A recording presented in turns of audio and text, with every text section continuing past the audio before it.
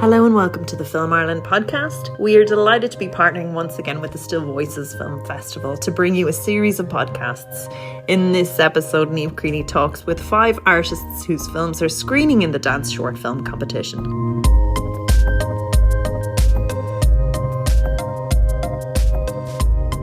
So yeah, I suppose I'll start off and just say I'm Niamh Creely. I'm a former editor of Film Ireland magazine, and I also had a aerial circus theatre company as well. So you can say when it comes to film and dance and movement, I'm generally a fan. So there's that. So that's me anyway. Good, lovely to be talking with all of you this evening.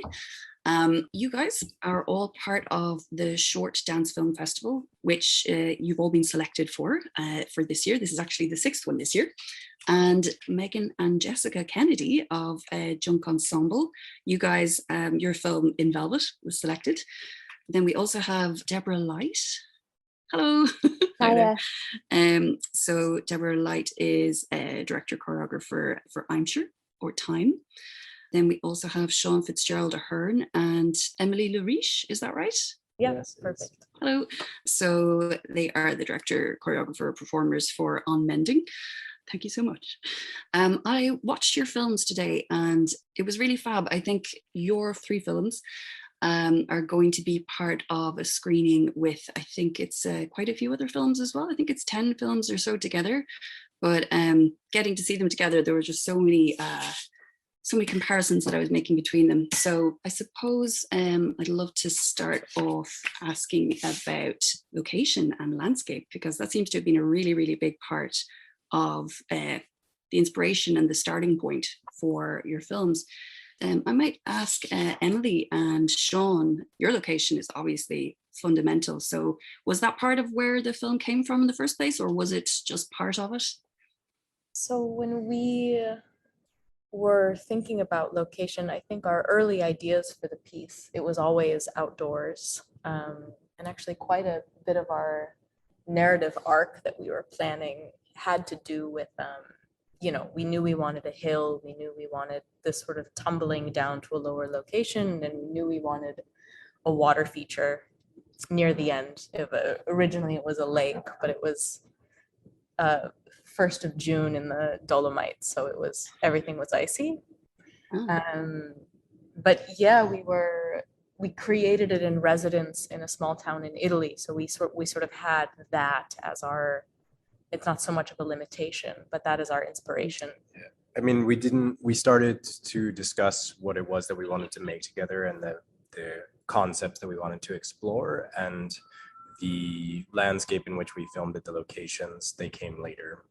We knew where, because we were granted a residency in northern Italy, we knew where we would be and what would sort of like physically make sense, as opposed to flying somewhere else in the world to film it, that we would stay pseudo-local. In the beginning, we were discussing filming in Sicily, but then it made more sense to stay in those mountains.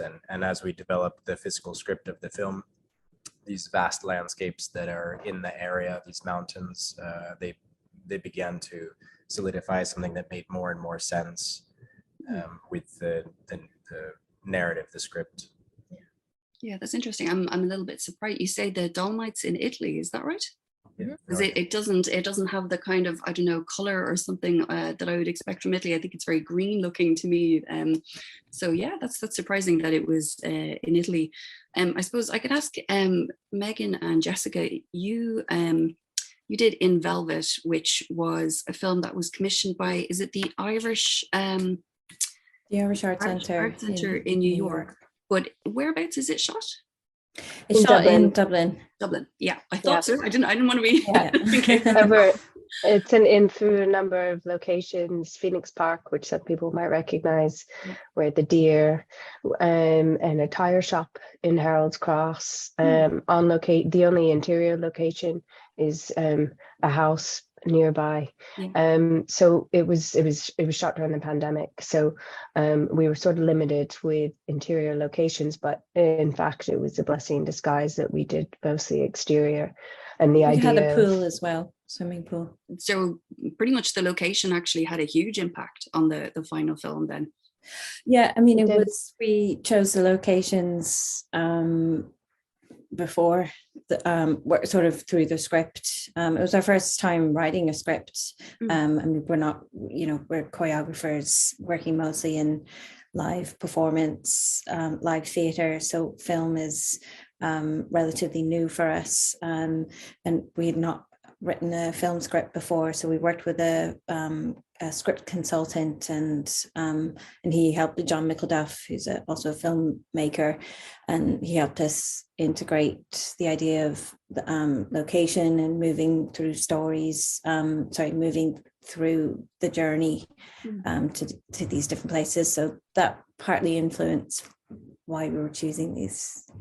But definitely the concept for the child on the beach alone, and the deer in velvet, those two locations were automatically inferred because of the script.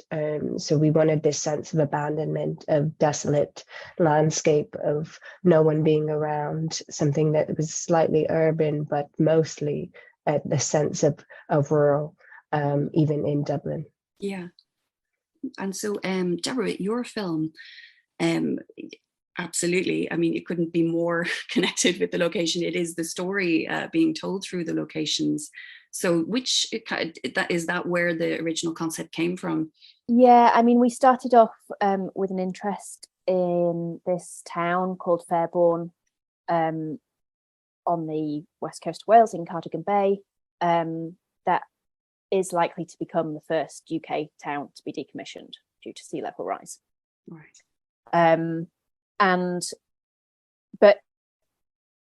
mean, Fairbourne has attracted quite a lot of press and things like that, but it's not the only town along that coast that is at risk.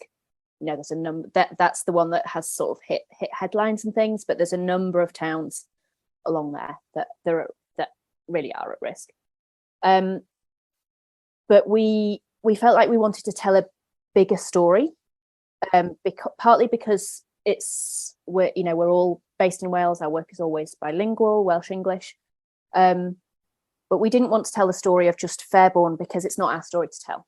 We're not from Fairbourne, and we got very interested in the whole of Bay Ceredigion and the history of how we have arrived at where we are, really, in terms of the coastline shifting, and there's these incredible sites there, this sarn that looks like a road out to the sea, but it's actually a glacial moraine that was kind of laid down 20,000 years ago. So that's where we start, almost sort of the marker of the beginning of our time, of our geological time, and then we travel up to this forest that the sea retreated and a forest flourished there, and then the sea came back in and flooded it.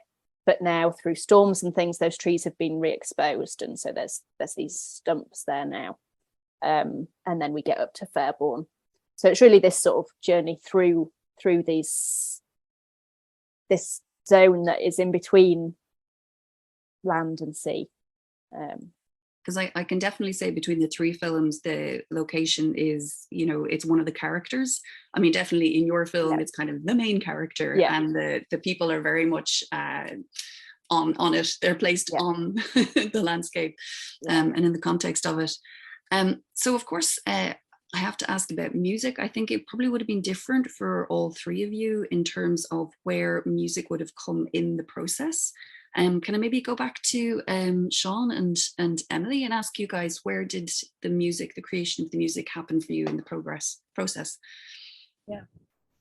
We were in dialogue with a dear friend of ours, Bergen, who's a French composer living for a long time now in Sweden, and he was brought on early in the idea, the concept development. Someone who Emily has worked with before, and I had the joy of working with on this project for the first time. And so we knew that we would have an original composition for the film. And he was just an absolute inspiration to bounce ideas back and forth with. So when we went into our creative residency, we already had like a concept of the film script. And so we were already in discussion with him about, what would these topics sound like. And then as we developed physical ideas in the studio, we were sending him video, he was sending us an exchange back and forth. And he was really fantastic. I mean, I think many choreographers will agree with this, but we would sort of express ourselves in sound effects or in really weird, absurdist. We'd be like, could you make it a little bit dirt, like more gravelly, you know, more dirty? And he was like, for sure. And he'd come back a week later, and there were quite a few moments he really surprised us. You know, it would suddenly there'd be voice in a song, and there were. We've now turned the film into a live production, and he continued the composition, and it was really, you know, we'd run something, and as the edit was developing, he'd just add on these layers, and it was constantly such a pleasure to see your work further brought to life by this other layer. Oh, that's great. Maybe we'll come back to that, actually, just the idea of, you know, having a film and then maybe it becoming something live afterwards as well. And so then Megan and Jessica, how about you in terms of the music? Whereabouts did it kind of? It came after we made the film, so it was scored once we gave a couple of rough cuts to Michael Fleming. He's the composer, and he works mostly in film, but he's also composed for live dance on a number of occasions. And so we started the dialogue with him pretty early on, described the tone of the film and what we thought the tone of the music should be, and then the different arcs. But we definitely decided that we wanted a running theme through it, rather than just picking a bunch of different compositions. So we returned to this theme in various levels and layers, depending on the mood and the tone of the actual part of the film. And we chose the instrumentation with him.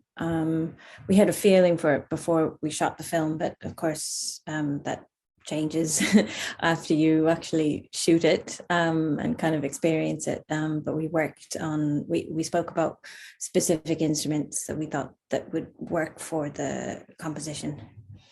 And in terms of, you know, communicating with your performer about what it is that you might want to see. So in Megan and Jessica's film In Velvet, the performer is it's a man and a very small child as well. So in terms of communicating what you're looking for, did you need to use music at all, or would you have wanted to use music to communicate to him? We did, yeah. We had to use one track over and over and over. It was the only track that the child who's my daughter in the piece, Zara, she really responded to this track of music, and everyone thought it was going to be in the film, but of course it was nowhere near it. So it's a track by Bicep. It's an electronic track which doesn't suit the film in any way, but that was sort of what was underneath her. With Ryan it was different. We could play different types of music for him if we used playback, but no, we didn't really talk about composition with Ryan so much, or with the other performer, with Dennis. They were happy to trust that it would come later. We generally work with we generally put music or the sort of sound design after the tone of the choreography has been developed. So we generally would make movement, whether through live or film, but mostly through live is what I'm speaking about, and then the composer will respond to that. So we prefer to create the mood or the tone rather than having it sort of already self-imposed by the music. So that's quite different then. If that's quite a different process. One's much more kind of, no, we want to get the visual side first and then put music on it afterwards. Can I ask you, Deborah, how did the music kind of feature in your process? Yeah, so our composer is Sean Orgon. He's quite a long-term collaborator, both with me personally as an individual, but also worked on other Light Lab Emberton productions. And I mean, we didn't know we were making a film. We were just researching these sites, and you know, quite a bit of that happened during COVID. It was like, well, let's just keep researching when we're going to work on something while we can't actually produce anything.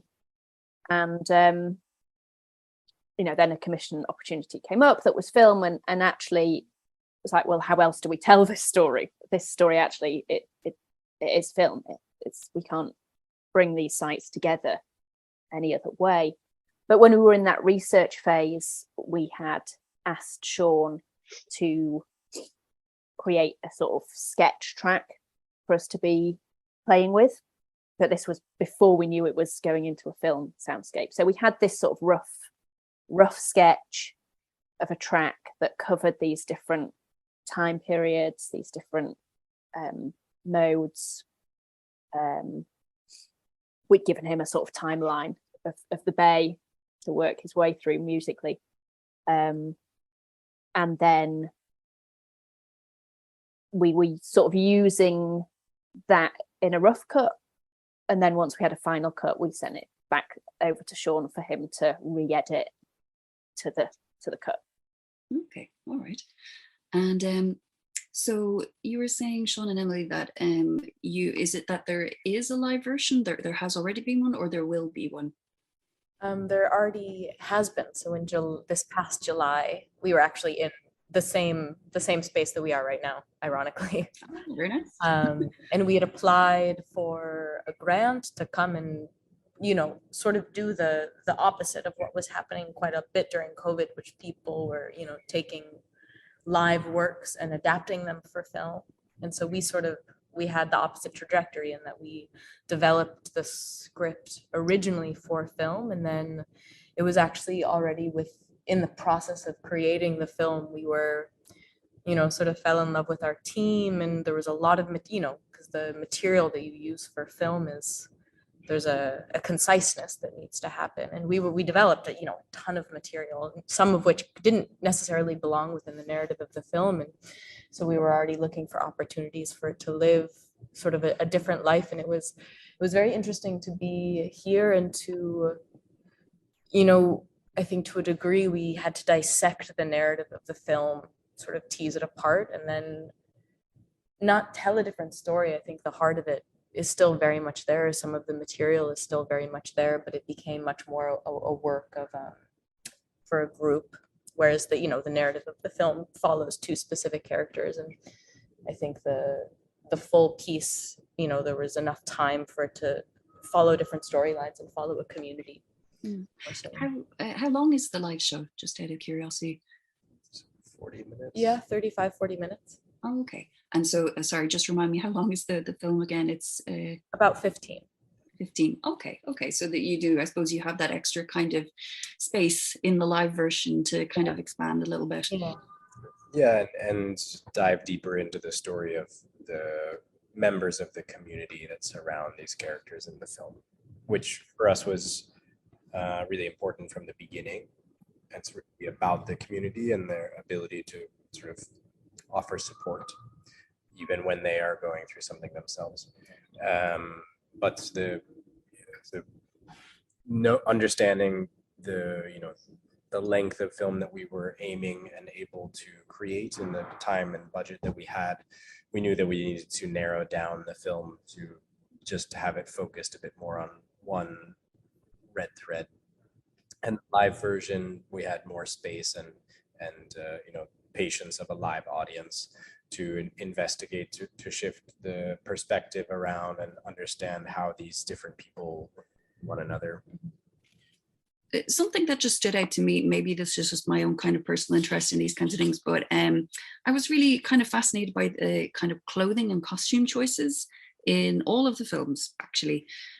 So I don't know if that's something that any of you guys have anything in particular to say. I kind of feel like looking at kind of live dance shows versus watching dance film, I almost feel like costume, you just have that more up close quality of it. It's so much more visually present for the person watching. So I don't know if you have any thoughts on that, maybe yourselves or Megan, Jessica. Yeah, we worked with a costume designer for the film. However, I think the costumes, that a lot of it came down to the performers, which is unusual for when we do live performance. It isn't that way at all generally. but the coat was the tweed coat was sort of the signifying costume element for Ryan, and then we wanted Azara, the young child, to have more an androgynous look, so that it was ambiguous whether she was a girl or a boy. So she's wearing a woolen sweater and a pair of overalls, and so those were her clothes that were costumed by the costume designer. But the coat was really the one thing that carried Ryan through. And then for the older man, the father figure, it was pretty clear what he should be wearing. You know, it was as if he was just roused from bed. I think he was wearing his own clothes, though. That's our father. So it was a whole family affair. And our great aunt knitted that jumper that is our little girl is wearing. Gosh, that actually really adds to it. But just the tweed coat that he's wearing, is that his coat, or is that a coat that was designed? Because it does have quite a strong presence visually in it. Yeah, it was designed. Yeah, the costume designer is Sarah Foley.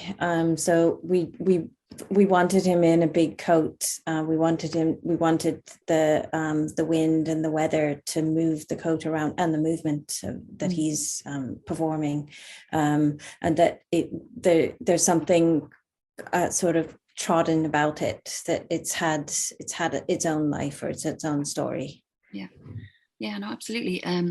And so, Deborah, I actually was really struck by what people are wearing in your film, because it's very practical, and that actually really stood out to me. Is there any were there any considerations other than practical considerations, or?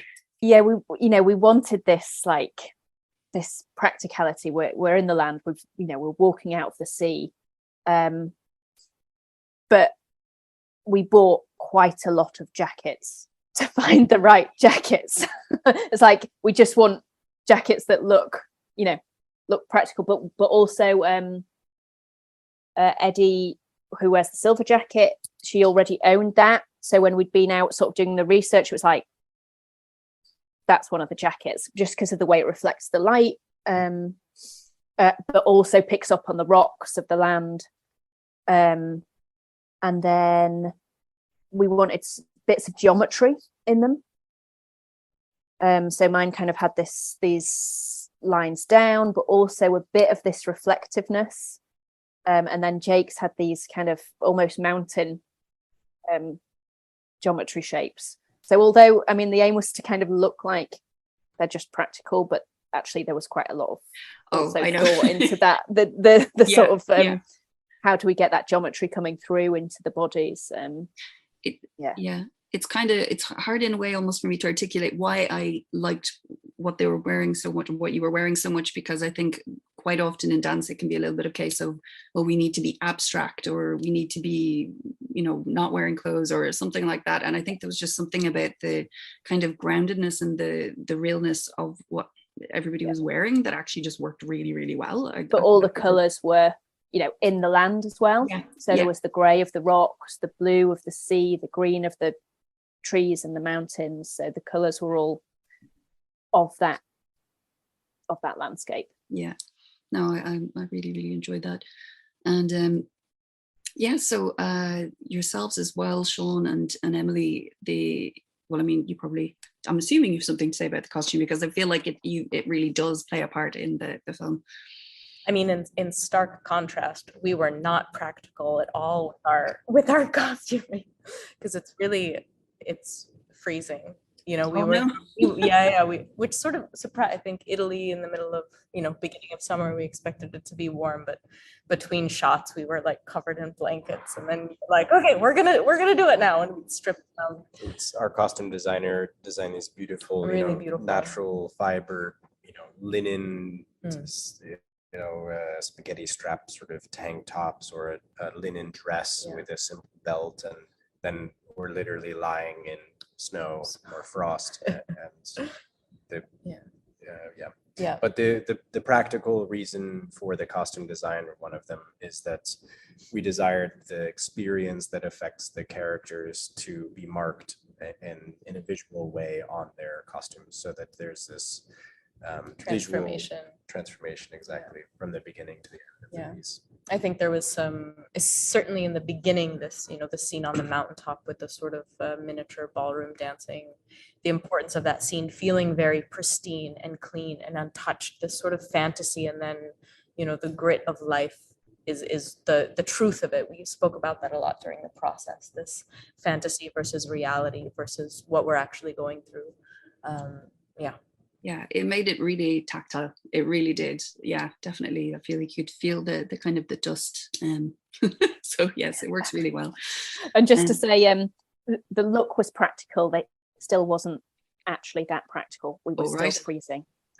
Because they were relatively tight fitting jackets. It's like you can't wear like 6 layers underneath. We were filming in winter on the Welsh coast. Yeah, that was our first thought when we watched it. When you climb out of the water, we're like, oh. I'm wearing a winter wetsuit underneath. Oh my gosh. Yeah, I would have thought you'd almost need a winter wetsuit the entire time for the whole thing, like just constantly. Yeah. In terms of casting, I mean, I think we've actually learned quite a lot from everybody already about the casting. Jessica and Megan, you obviously had a lot of family involved. So how did you find your main performer? One of your main performers, how did he end up being involved in the project? We've worked with Ryan on a number of productions, live productions. He's a dancer based in Belfast. Ryan O'Neill works a lot with Punch Drunk and Una Doherty. And we hadn't worked with him in film actually, but he's got we've seen him in photos or stills that we've done ourselves, and he has a very good face in terms of actually like embodying emotion, and so he was sort of an obvious character for us. And then there was another obvious one, which is Megan's young child, which was a lot harder for her because she was trying to direct and mother at the same time. And we had a chaperone on set the whole time, but there were disturbing points for Zara, and she was cold, she was wet. She didn't like a bloody face in her face. So there were times where Megan would have to go off, and I would continue on. So that was she difficult. would have been happy if we just did half a day shoot. She would have been grand. But in terms of the character that we chose, it was written. So we always had this idea that we wanted this sense of a father, potentially father abandoning his daughter to come back to her. And again, we really wanted this idea of ambiguity between all of the characters. But we thought that the relationship was necessary for it to be a father and a daughter, rather than the other way around. And so that just determined our casting. I knew that Azara wasn't going to be young forever, so throw her up on that screen. But we can. No, it's beautiful. It really is. Yeah. Yeah, and so in terms of the casting then for yourselves, for Sean and Emily, it's so you guys are directors, choreographers, and also in it as well. Were the people you working with other performers that you danced with in the past, or how did you find them? So when we got this residency where we developed the film, we applied for the residency with a completely different team except for one of our dancers, who she was the one that actually had availability during this specific time. So when we found out that we got the residency and that our project was approved, we went through a period of time where we had to find a new team essentially. Because the schedule was different from what it was originally proposed. And freelancers and travel restrictions, and there were so many things to account for. And I brought in two of them were of my connections and two of them were of Sean's connections. So two of the dancers I didn't know stepping into the project, and same for Sean. And I'll speak for both of us. We really lucked out because now they essentially became family. You know, when we got at the studio, we quarantined for 5 days, and for all of us, it was really the first time we could be physical in the studio with each other because all of us had such tight restrictions where we were working at the time. So we really, became a small family after that. And yourself, Deborah, it was yourself and was it Light Lad Emberton? Is it the three of you that were in it as well? So Light Lad Emberton is a company that I co-direct, that we're a project funded company. And so we did, that's me, Deborah Light, Eddie Ladd and Gwyn Emberton. And so the project was sort of developed between the three of us, together with our producer at the time, Laura Drain. But schedules, of course, you know, COVID kept shifting, everything kept just moving.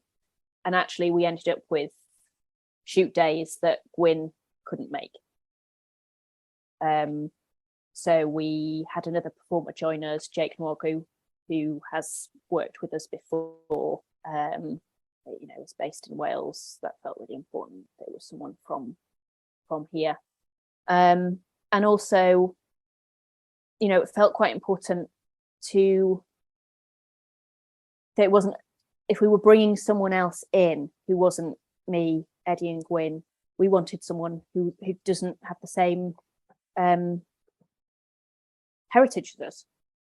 You know, Jake is a Black man, and that felt really valuable to the project. You know, Jake, that's not in any way at all why we brought Jake in, but it feels like it's also valuable to that narrative. You know, we're telling a story that is impacting many people around the world in many different ways, and I think it's important for this story that it isn't just a white perspective. Yeah, absolutely. So you guys, did you all get a chance to watch each other's films? Yeah, definitely thought everyone was really cold in all of those films. That was one of my first thoughts. No, I absolutely loved the tumbling down the hill in on Mending, the dust that's flying up, and just the visceral reaction that I felt seeing that. And then in the final shot of your film, Deborah, it's absolutely stunning, and the swivel of the camera, the tilt, kind of petrified me, which I was just sitting in my chair, and it's a petrifying, really exciting moment. I have a question for Sean and Emily. Do you prefer the film over live production, or do you know, there are things that you love about one and you weren't so happy with another? It's funny because in my head, I think we were successful in that they feel very separate from one another. And also there's, you know, about a year distance between these 2 points. And so we were very different people, not very different people, but, you know, a lot can happen in a year. And the film, I think, will always be dear to me because it captures very perfectly what that time felt like. And I think this is what's so beautiful about film, extra beautiful about dance on film, is it's pristine in what it is. And we learned so much through the process, and it's a work I'm extremely proud of, and it is it's a picture of that time and of what that was. And in contrast to that, the live work is like a beating, active, changing heart, and it felt fluid. And as with, you know, at the Beauty of Life performance, it changed, and we got to perform it twice in New York, and both shows were very different. And so you get sort of what you can't have with film, which is that it changes with the moods in the room. And both very, very special. Yeah, I think that for me, the film has the sense of a time capsule, and it is something that I can view, and that's has a beauty of itself.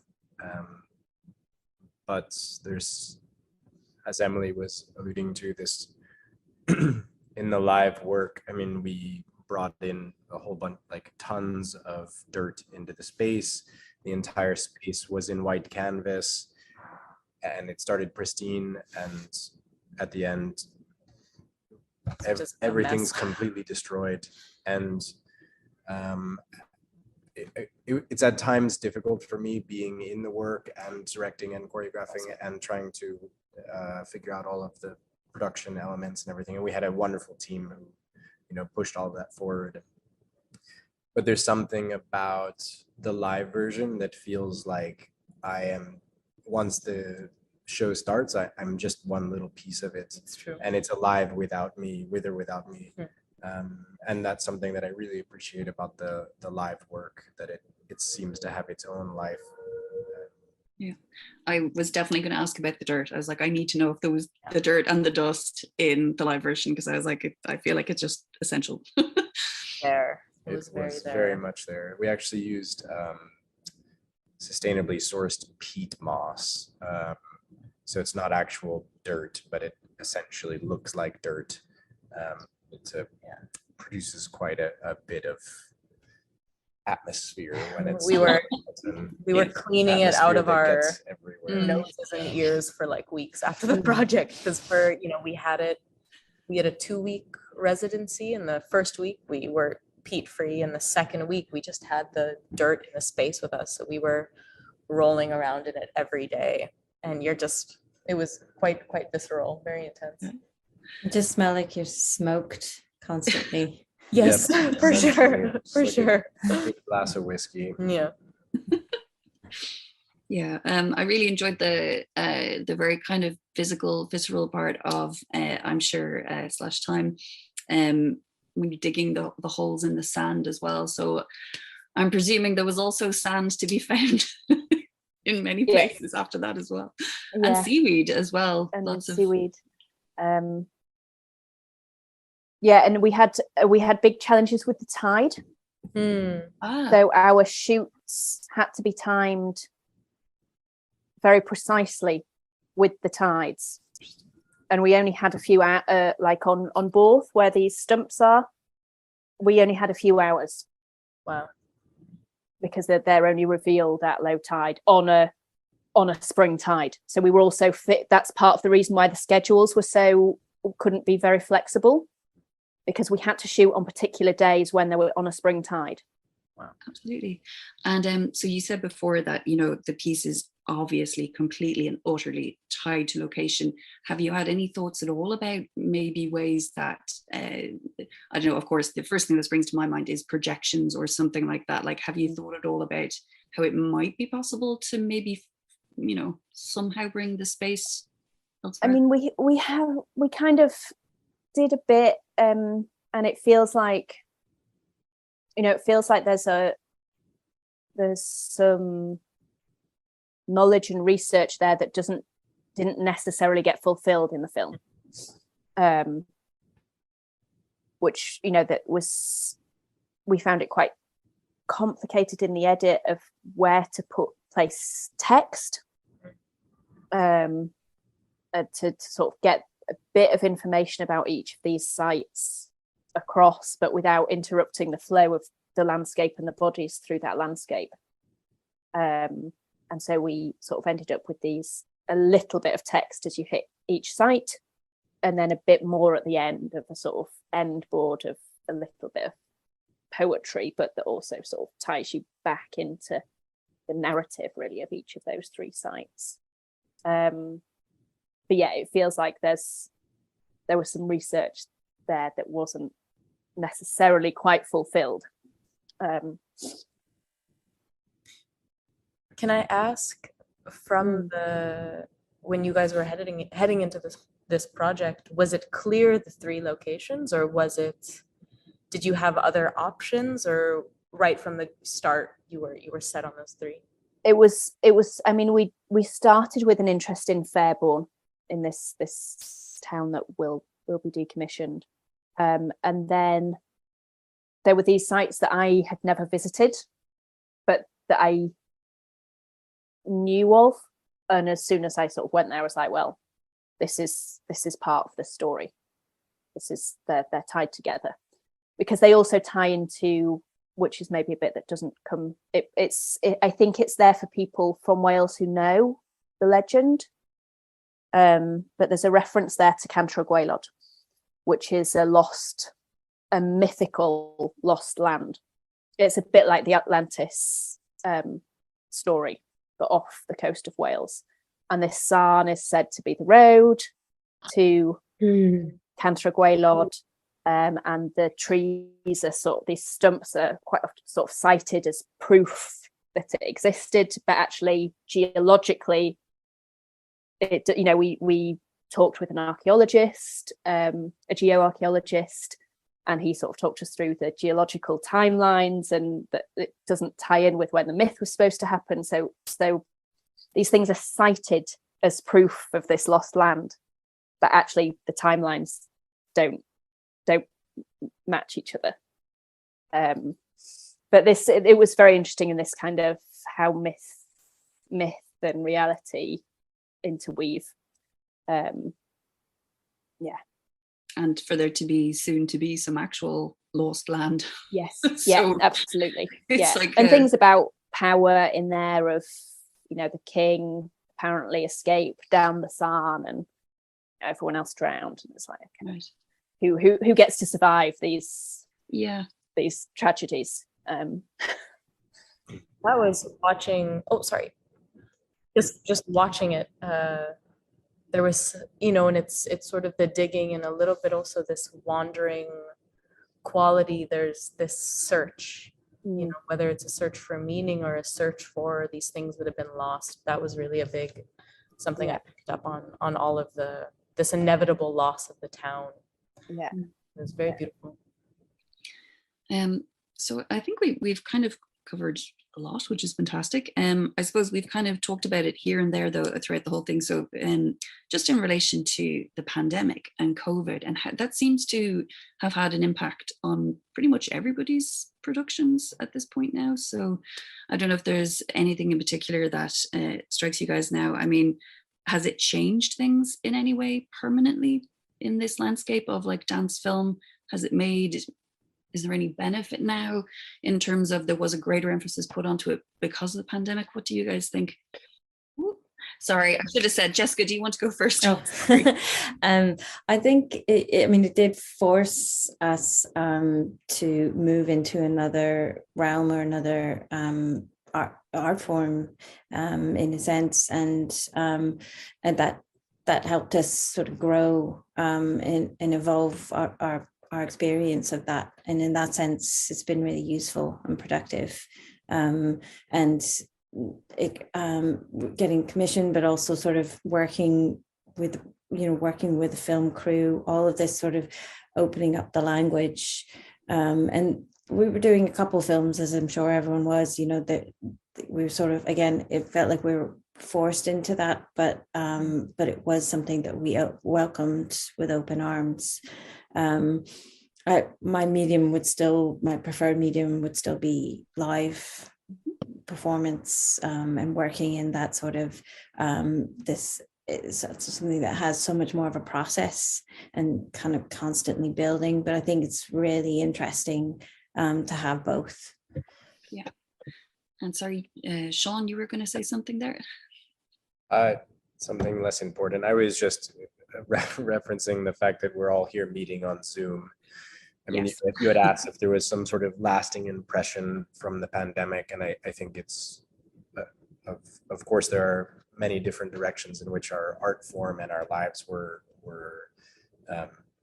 affected, and we will continue to feel that. And I think that, as artists, we are particularly good at working within constraints and being creative and finding new solutions, because our budgets are always on fire and everything's burning down around us, and we still have this drive to create and to make something that's in some way meaningful, hopefully. And the pandemic was no exception to that. It asked us, it forced us to create in a new way. And film was one of those ways that was sort of brought to the forefront. Emily and I had the opportunity the original concept that was asked for was to create a live work in the residency that we applied for. And we actually counter proposed that we would make a film. So we had the residency that was originally designed to be a live work, and we had a sort of in progress showing.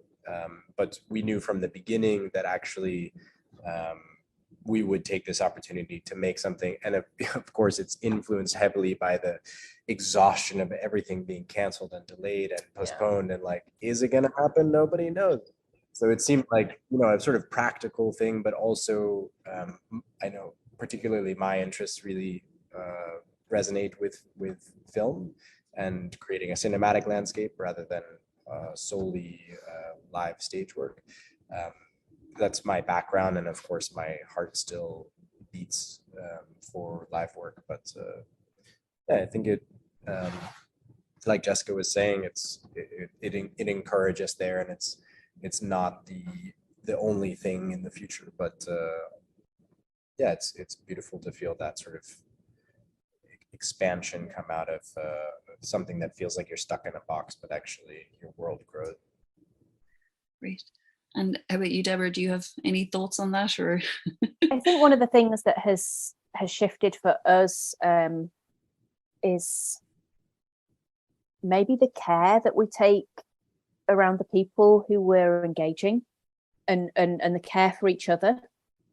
Of during COVID, it was like, you show up if you can show up, and if you don't, that's fine, because you can't, because you've got other shit going on.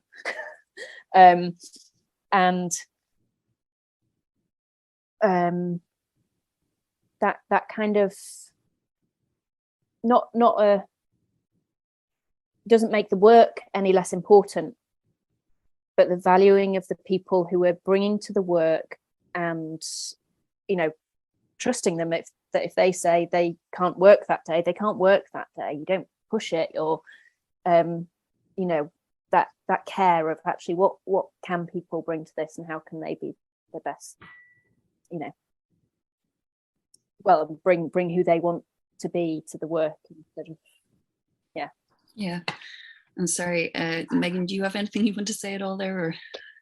Or we did a short film in the very beginnings of lockdown. We worked with the same DOP, so I think that was the beginning of where we went with In Velvet. And we did it on Grand, and and a lot of help from everyone else, and a lot of loyalty. And I think it was a stepping stone. And then within Velvet, we also counter proposed, like you were saying, Sean, with an idea of a commission, and we came back to them and said, this is what we'd like to do. And it was a safe thing to do at the time, because you can put something else on film. And I love the reach of it. I love how far it can reach, and people can just sit in their own home or their own cinema and watch it. We can have discussions like this, and it's just not possible with live performance at the minute, and I think in general. So I think there's huge benefits to it, and we'll definitely do another one after this, and and get some more help with the script. It was really, really great to get to see your films. Really fantastic. I'm so happy I got to see them, and they are going to be screening on November 9th, and this is at the Still Voices Film Festival in Ballymahon, County Longford. Thank you so much. Really, really enjoyable films. And like you're saying, Megan, it's so great that we even just get to talk like this and talk to each other about the process. So thank you yet again. Thank you all. Everyone.